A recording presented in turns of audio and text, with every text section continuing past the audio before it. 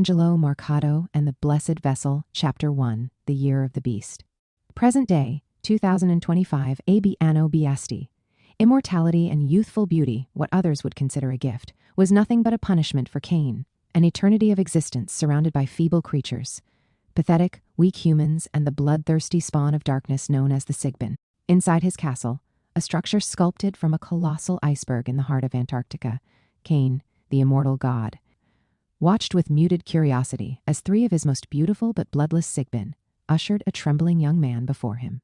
At first glance, one might struggle to tell the difference between the two creatures. The Sigbin could pass as human, their disguise nearly flawless, save for their philtrums, which were smooth and flat, a telltale mark of their true nature. "Father," one of the Sigbin cooed, its voice a silky temptation. "We want to play, but we can't calm him down. Humans taste better when they surrender to the feast, despite being the main course." His Sigbin were begging him to feed the human his blood, a request he found utterly pathetic. Cain, unimpressed, barely spared the human a glance. "That's because you're not the one he wants." A male Sigbin stepped forward, his touch languid and seductive as he caressed the young man. Fear turned to longing in the human's wide eyes, hope blooming despite the terror rattling his fragile frame. The scent of his blood, hot, thick, irresistible, filled the air, eliciting a primal hunger from everyone in the room. Even Cain, indifferent as he was, felt his lips part at the fragrance. The male Sigbin turned to him, expectant. "Father?" Cain waved a dismissive hand. "Cain, my guest." He wasn't in the mood to feed Minutia, already had his favorite toy and pastime for now. Likewise, Kaifais, his most devoted servant, had been relentless in his insistence that he prepare for their journey to the city of Ruinae for the upcoming festival of Avlam. The Sigbin beamed, its true nature surfacing, its skin darkened to a sickly green, scales rippling beneath its flesh. Before the human could scream, it lunged, a canal of sharp teeth piercing deep. Within seconds, the others descended upon him, their feast turning into a frenzy. A tortured scream echoed through the garden of ice, reverberating off the frozen walls of Cain's domain. A smirk played on his lips. He had no interest in sharing the meal, but the sight of blood staining the pristine ice beneath him painted a cruel, beautiful contrast, one that suited his melancholic mood. Before the human's final breath left his body, Cain felt it, a sudden vibration from the fruit he had held in his right hand since time immemorial. His eyes widened. "Abba," he whispered. He stood abruptly, his focus sharpening on the fruit. Sensing his master's shift, Kaifais immediately ordered everyone out of the room. Cain rushed outside, his feet carrying him into the heart of his genetically modified garden, a wonder of science and defiance against the laws of nature. In the midst of the Antarctic wasteland, a paradise thrived, frozen in time, created by Cain's will alone. Once, he had the power to grow life effortlessly. Now, it was stolen from him. A curse. The land withered beneath his touch, the soil rejecting him, green turning to rot the moment he set foot upon it. But he had outwitted fate. Science had become his ally. Through technology and genetic manipulation, he bent the laws of nature to his will, creating an ecosystem that sustained him despite the divine punishment placed upon him. At the center of his garden stood a tree unlike any other, its sole purpose to sustain the fruit he had carried for centuries. Cain knelt before it, reverently placing the fruit onto one of its branches. His heart thundered in his chest. How long had it been since he last saw Veliel? He longed for his father's wisdom. As he watched, the fruit shifted. Its once brown skin deepened, amber, then crimson, then the color of fresh, glistening blood. Cain reached for it, his fingers barely grazing its surface before something moved inside. A faint tremor at first, then more distinct, a writhing, living presence. A hole tore open at the fruit's crown. From within, a serpent's head emerged, green as poison, its forked tongue tasting the air. It wriggled free, its tiny body coiling around Cain's hand, growing as it moved, sliding up his arm, across his shoulders. From a worm-like creature to an anaconda-sized beast, it slithered against his bare skin, tightening lovingly around his neck. Cain exhaled, his lips parting. "Father, I missed you." The serpent tasted his lips before whispering in his ear. "How long has it been?" Kaifais, watching from the shadows, trembled. "Too long, Abba," Saint breathed. His fingers tightened around the fruit. "I tried to preserve it. I tried to keep you alive, but the fruit began to rot. I thought..." Veliel hissed, finishing for him. "You thought we failed?" Cain nodded. The fruit had begun to decay after the mutation of all his Sigbin into bloodless hellions. In desperation, Cain had cloned trees to sustain it, keeping it fresh for centuries. But the final tree had withered. It would take years to create a new one. Silence. "Have you found the bleeding one?" Then Veliel's voice cut through the air like a blade. I have done what I can, Abba. I've gathered several leads and now await your arrival to set the plan in motion. Cain remembered the first time he heard about the bleeding Sigbin decades ago, and Adonai tricked us. Felial hissed, its serpentine form coiling around Cain's body. Tricked? Winding along his neck, he met the serpent's gaze, a flicker of dread in his perfect features. Yes, my transition should have been complete by now, yet I remain in this despicable form, crawling, writhing, beneath your feet. Instead of walking beside you as I should. The serpent's jealousy slithered through his words. How? Cain's voice was strained. The vaccine, Skit 22, was... One of your Sigbins still bleeds. Veliel cut him off, his tongue flickering against Cain's ear. Adonai will use him to end you. He will be your death and the ruin of my plans. Cain's expression darkened. Impossible. But it's true. So find him. Belial's tongue slithered into Cain's ear canal, sending a jolt of searing pain through his skull. Blood trickled down Cain's face. Turn the earth upside down if you must. Find him. End his immortality.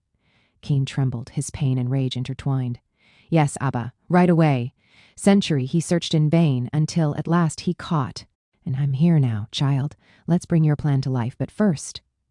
Belial coiled tighter, once again crushing Cain's bones. The immortal one gasped, but he did not resist. I missed you, my son. As I missed your mother, Evie. Its voice thick with venom, watching as blood seeped from Cain's nose, his eyes, his mouth. With that, the serpent relinquished his grip, slithering downward, his body shrinking as he coiled toward Cain's navel. Then, with a final twist, disappeared inside him. Cain convulsed, his pleasure and agony intertwined.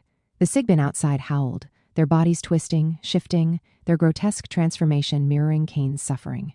And then, silence. Bloodied and broken, Cain collapsed onto the frozen grass, clutching the fruit in his trembling fingers. A dark smile touched his lips. Thank you, Father, for your blessing. Then, as the blood drowned him, Cain lost consciousness. The Sigbin inside the castle could no longer contain their primal hunger. Their true monstrous nature surfaced as they swarmed around Cain, drawn to the scent of his blood. Their tongues and fangs devoured the crimson nectar, lapping up every drop that spilled onto the icy floor. Even Caiaphas, usually composed, succumbed to the temptation. His lips traced Cain's torn flesh, cleaning the wounds with a reverence that bordered on worship. Then a Sigbin approached, its voice a hushed whisper. Oh, my lord, it's time. Caiaphas lifted Cain's almost lifeless body into his arms, his expression unreadable. Without hesitation, he carried him through the dim corridors of the castle, past the flickering torches that cast jagged shadows on the frozen walls. Inside a secluded chamber, a young Burhen lay sleeping, her breath soft, her form undisturbed, completely unaware of the nightmare about to unfold. Caiaphas gently placed Cain beside her, his pale body stark against the warmth of her living flesh. Then, with a final glance, he turned away, stepping out of the room and locking the door behind him. Moments passed. Then a scream ripped through the silence, piercing, raw, utterly consumed by terror, and the castle came alive with the sound of her fear. Not far from Cain's castle, in the quiet stillness of her room, Vahitna reached for a fresh blouse, unaware of the unseen force about to shatter her world. The moment it struck, her legs buckled beneath her. She collapsed to the floor, screaming, her body racked with excruciating pain. The sound was unlike any human cry, a howl of sheer torment, primal and broken. Her hands clawed at her dress, tearing fabric away as she revealed her swollen, pregnant belly. But this was not the pain of childbirth. Something inside her was thrashing violently, its movements unnatural, its fury uncontainable. Bones cracked, flesh stretched, organs ruptured, yet the child did not emerge. Instead, it ripped at her from within, a prisoner in its own mother's womb, sharing in Cain's suffering, bound to his curse. And still, it remained, unborn, unleashed, screaming. In Zigo, chaos erupted as the Sigbins suddenly collapsed to their knees, their bodies convulsing in unnatural spasms. Before the horrified eyes of the humans, their forms twisted and morphed, flesh warping as jagged green scales burst through their skin. Their eyes darkened, their jaws widened, and their bones snapped into grotesque new shapes.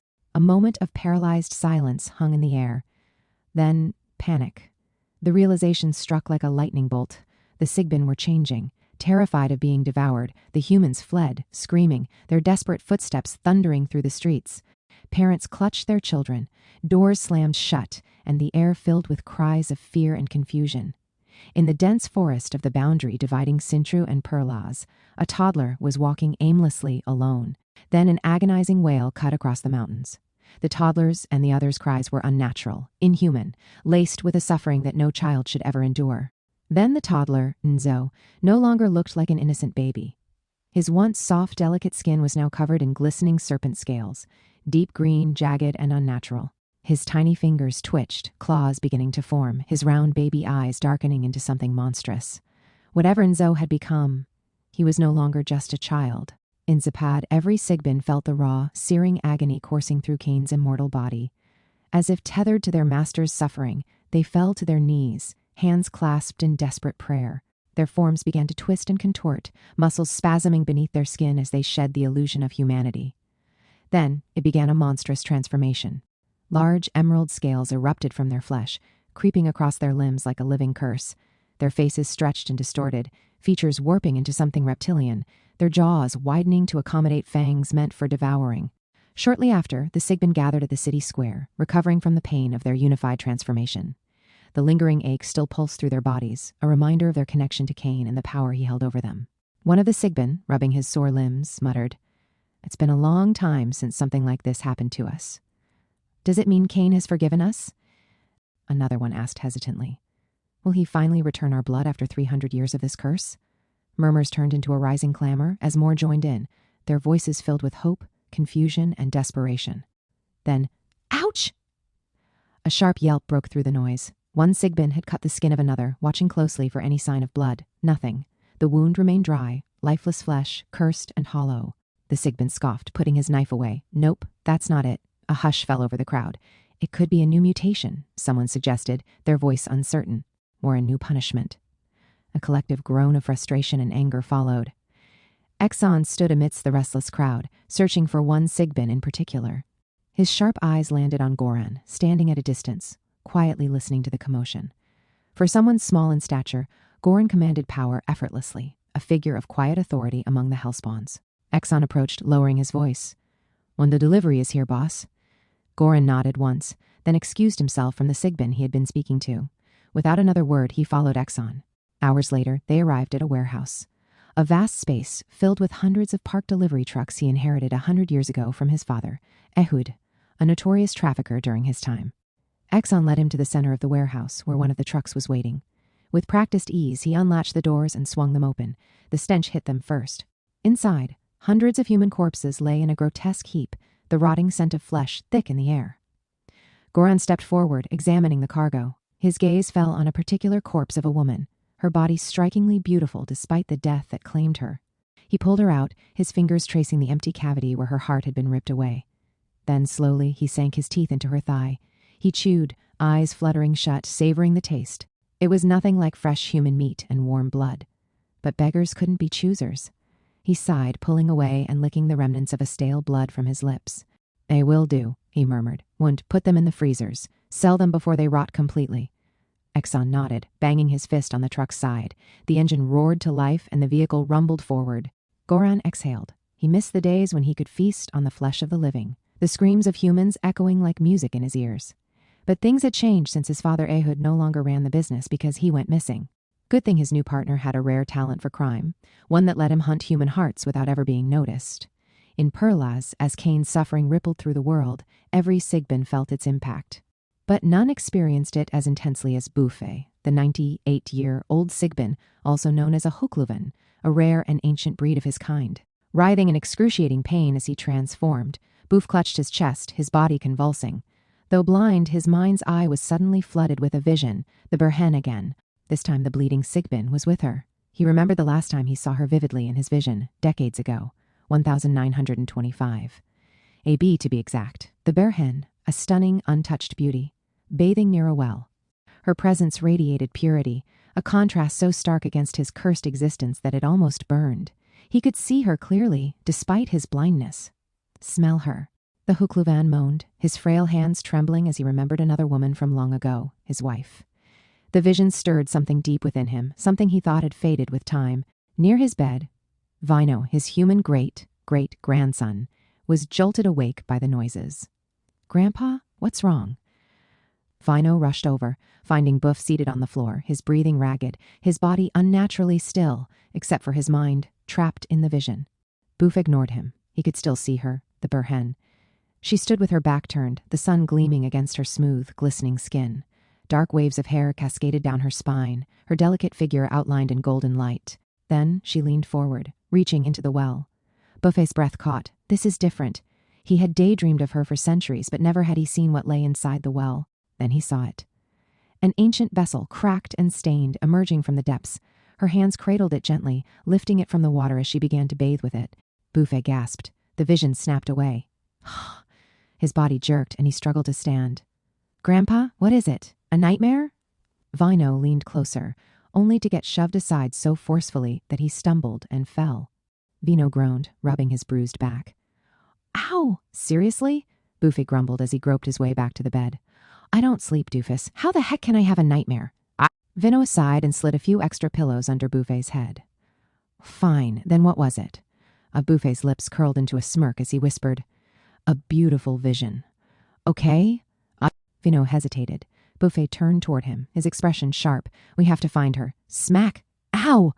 Vino had doubled over, clutching his stomach where Buff punched him. Buff raised his hands in mock prayer. "Adonai, forgive my grandson, for he is the dumbest of my descendants." Vinoy chuckled, rubbing the sore spot. Okay. Who exactly are we looking for?" Buffet's smirk faded. His voice lowered, turning serious. "The bear hen with her sacred vessel." Vino's laughter died in his throat. What? A bear hen? Why?" His confusion deepened. Then realization struck, and his face paled. "Gee, Grandpa, you're old. It's kind of weird that you're—" Thwack. The cane hit him on the head this time. "Not for me, you idiot," Buffet snapped. "The bear hen is the key to ending Cain's reign." Vino's jaw dropped. "Oh," Buff sighed, his face softening. "When Keen falls, I can finally rest. I can finally die." Vino perked up. "Oh, well, wait, I mean, He quickly corrected himself, anticipating another hit.